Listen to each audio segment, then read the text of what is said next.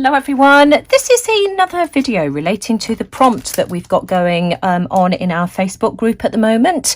For anybody who's new to my channel, I co-host a Facebook group called the Mixed Media Emporium with Kylie Koo, and the prompt this month is altered tags and other packaging. Today I've decided I'm going to tackle some altered matchboxes. I've got a whole heap of matchboxes here that I've been saving for goodness knows how long, with a view to doing this particular project. So I've got all different kinds of sizes of boxes here. I've got this jumbo matchbox here, a pack of 2 that I bought from Pound Stretcher, that label looks like to me. So 2 boxes for £1 here. I've got lots of Swan ones as well that we use. We've got log burners and real fires in our house, so we get through quite a lot of matches. And then I've got these safety matches here. I've got no idea where I've got these from. But I think for today's project, I'm going to use these ones here. I really like the design on the front of these. Now, because these are brand new, I don't want to waste the matches that are inside them. So what I've got, another altered packaging project. This is a 2 for this week. I've got this jar that was just from some roasted peppers, and hopefully, yeah, you see the matches will fit inside. So I'm going to save those. Now, I've given this jar a really good clean, but you can see that I've still got some debris from the labels that were on here. And although I've used hot water to get most of the label off, the glue is just being really stubborn. Now, the easiest way I've found to get rid of stubborn glue is just to use some acetone, just on a cotton wool bud, and literally in seconds, that's all it takes. The acetone will just dissolve the glue, and that's it, job done. So I'm just going to clean my jar up. So my jar's all nice and clean now, and whilst I still had wet acetone on the piece of cotton wool, I just used it to clean the glue off my scissors as well, which has been accumulating just from cutting gluey wet paper over a while. So I just want to pop my matches into my jar. I've had to trim these very, very slightly, just because they were too long when they were clustered to fit in the jar, but that just took less than 2 minutes to do that. So of course now the lid fits on. I've also taken, let me just grab another one, a strip off the side of one of these Swan match boxes. So I've just cut a small piece of the strip off there, and I've applied some of my red glue as well, my double-sided sticky tape, to glue it onto the lid. I'm going to glue it onto the lid. I'm looking for my pokey tool. I'm going to glue it onto the lid because if I put this on a table and that's on the bottom, it's obviously going to scratch, and I don't want that to happen. So I'm going to pop it on the lid instead. I can't find my pokey tool. And I'm just going to glue that onto the top. So let me just stand up to do that so that I get it fairly central. There we go. That will do. And I want to print myself a label to go on the side of the jar. Now, I really like the logo on the front of the matchbox, and so I'm going to grab my phomemo and I'm going to scan this in so that I can print off a label. So I'm going to use my phomemo to take a scanned image of the front of the matchbox so that I can place it on the jar. This is the phomemo that some of you will be familiar with. I reviewed this before Christmas, and I'll leave a link to the video showing you what this is all about and showing you how you use it in the description box below. So I've got the phomemo app on my iPad, and on the front screen I'm going to press the scan option here, and I am going to take a photograph of the matches. So there we go. I've got some glare. I'm just going to turn my overhead light off. Yeah, that's better. So I'm just going to take a photograph of that. Try and centralize it. There we go. There we are. And then I'm just going to edit this photograph, and I can then print it out on my phomemo. So let me just show you how easy it is to edit. All I'm doing is just dragging this in here, just because it's just the label itself that I want. So top and bottom and sideways. I'm going to cut the label out anyway, so if it's not quite perfect, then you know that's fine. That doesn't really matter. Then I've switched my phomemo on. Let me just drag that over a bit better, do it the best as I can. There we go, that will do. And then I want to print that image, so I'm just going to press print here. This is my phomemo printer, and print image. I just want it in a medium thickness. Thick would print it out very dark, but I'm just happy with it the way it is. And then out it comes, and it really is as simple as that. Now I'm just going to trim my label, and I'm going to go as close to the text as I can, just because I've got a curved bottle here. I think if I left it completely square, I'm not sure that it would stick very well to the curved bottle, so I'm just going to fussy cut around it. Because it's semi-translucent, you know, this should look fine. And then I'm just going to peel my label off. Let's do it from the back, it'll probably be easier. Here we go, that's my label.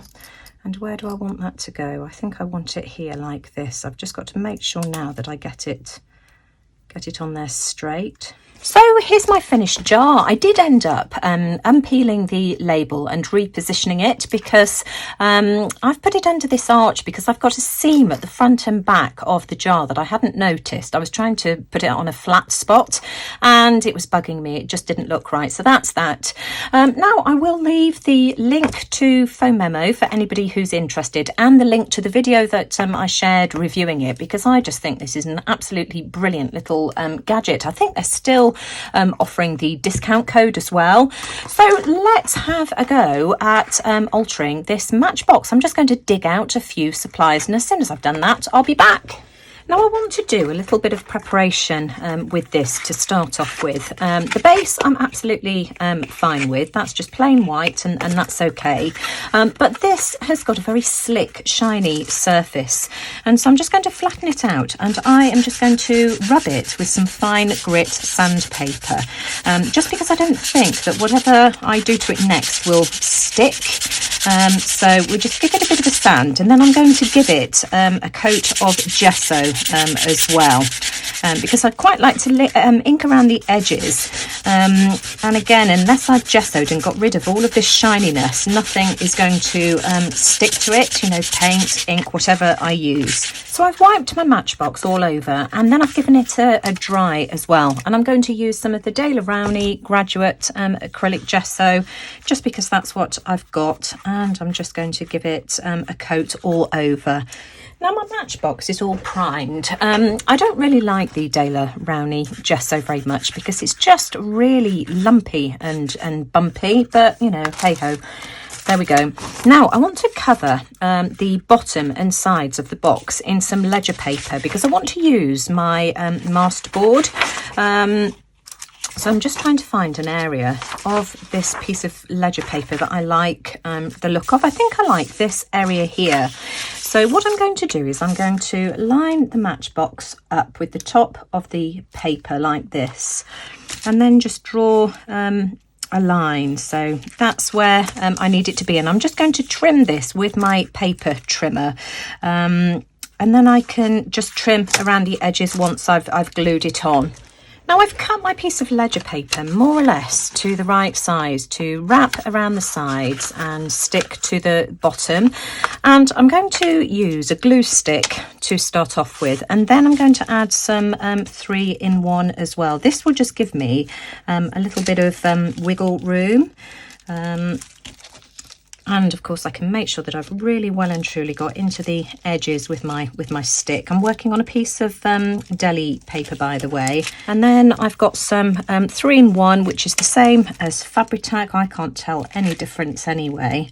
And so I'm just going to apply some glue all the way around and in the middle as well.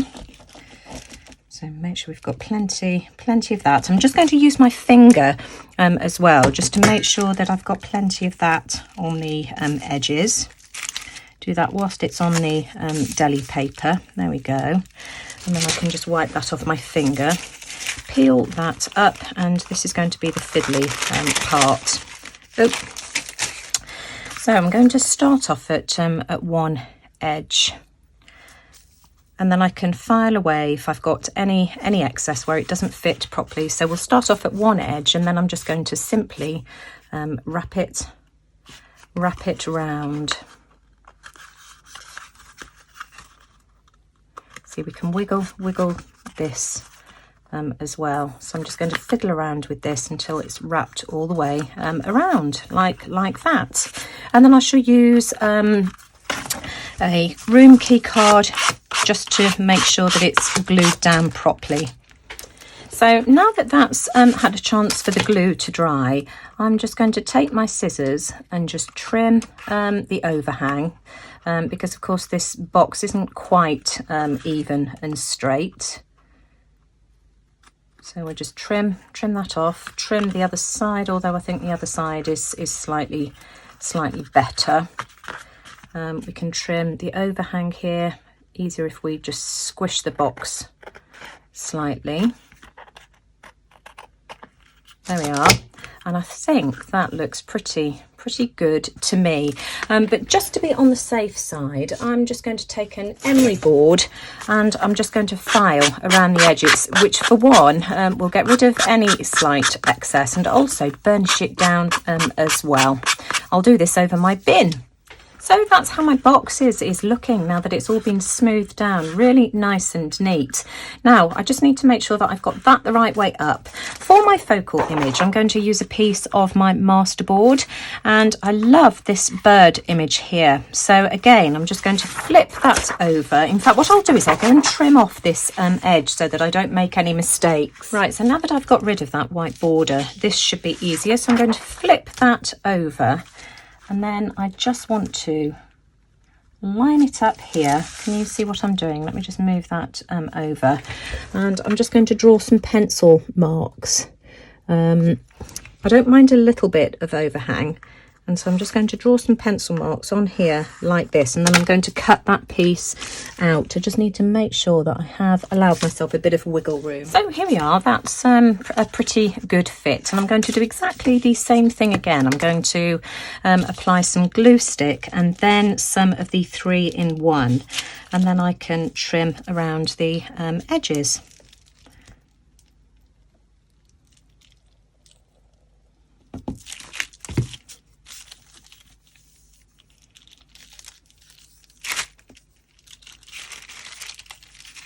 And then let's just pop this on the front.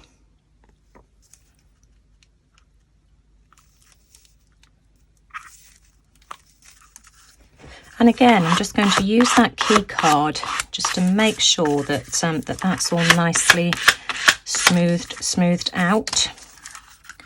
Make sure that that edge is nicely stuck down. There's a bit of a gap there, but I'm going to ink around the edges anyway, so that's okay.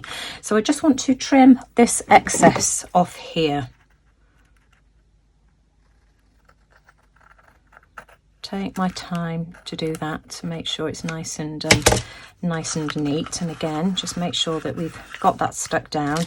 And again, I can get rid of this excess at the bottom. There we are.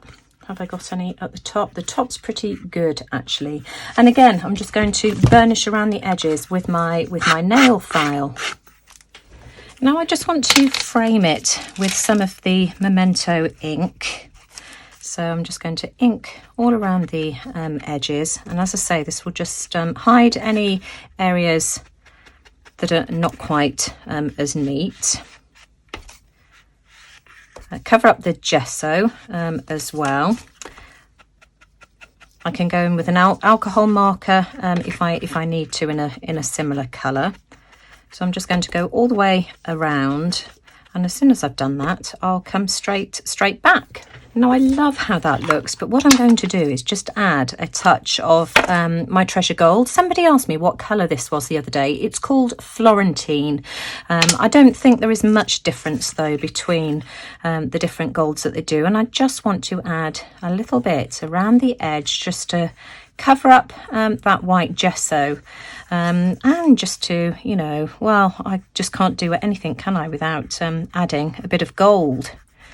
Okay, so we're getting there. That's my cover finished. I just love how it looks with the gold. That's just finished that off really nicely. Now, of course, I need to do something with the bottom and sides of this tray here, because of course when it slides in, we don't want to see the white there, and when I open it, I don't want to see the white on the bottom. So what I'm going to do, I've got another piece of the mood board. It's the blown up version of that part there, and I've cut that to size, so that's just going to go in the bottom there. So I'll stick that down in exactly the same way as I've done all the other pieces, and then this is another piece of the paper that Eugene sent me in Happy Mail that I also used on the masterboard. So it's this section here. I keep calling it a mood board, and it's a masterboard. And so I'm just going to cut two pieces and glue one on front and back. And then I need to find a way of actually pulling my little drawer open. My paper's glued onto the bottom and sides of my box now, and you might be wondering why I'm not bothering to add any paper to the sides, and that's because this is already a snug fit, and I think if I added any paper to the sides then it just wouldn't slide in and out very easily and the paper would tear. You can see that I've grunged up all of the edges.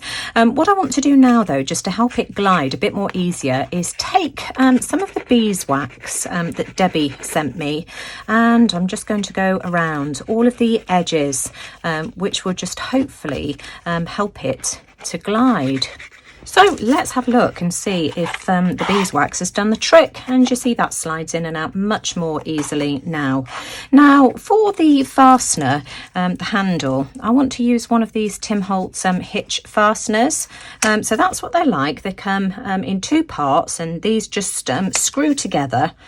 So screw together like that, and they are the Tim Holtz Ideology hitch fasteners, and they come in three colours, just like this. I've put mine into a bag just so that I don't lose them.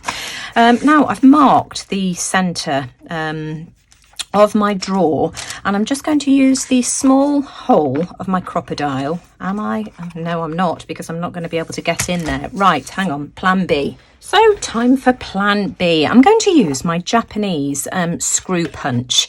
Thank you to the ladies that left me a message on my button video telling me what this gadget was called. It comes with all of these different holes that you can punch with. Really, really useful tool to have. So I'm going to use that. I found my pokey tool, by the way. I've marked the centre of my box, which is there. So I'm going to start off by punching a hole all the way through. Just using in fact, actually, no, I'm going to use, but that's not going to work either.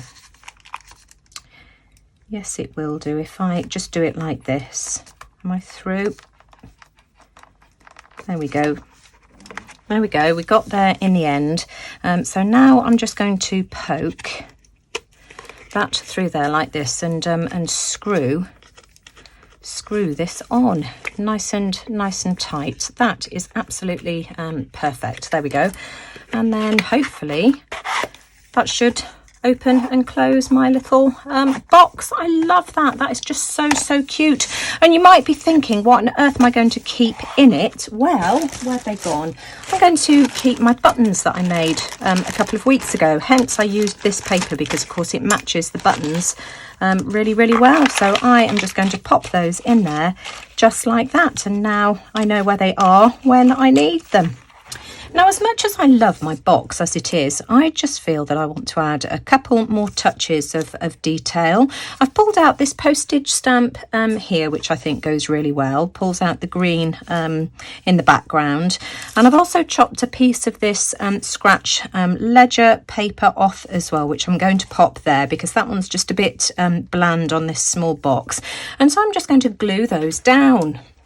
So here's this week's finished project. I really enjoyed these makes this week. You'll notice that I've turned my matches round the other way. I just really like seeing that touch of the red at the bottom. I think it looks really pretty. And also that when I need to take my matches out to strike them, they're the right way up as well. So of course I've got my striker, my match striker on the top of my jar. So that's that. I love that. And of course here's my altered Matchbox housing all my pretty masterboard buttons. I just love the ledger paper. I love how you can see the text that's the ledger text that's on the back of it as well. It's shown through, probably because of the glue that I used.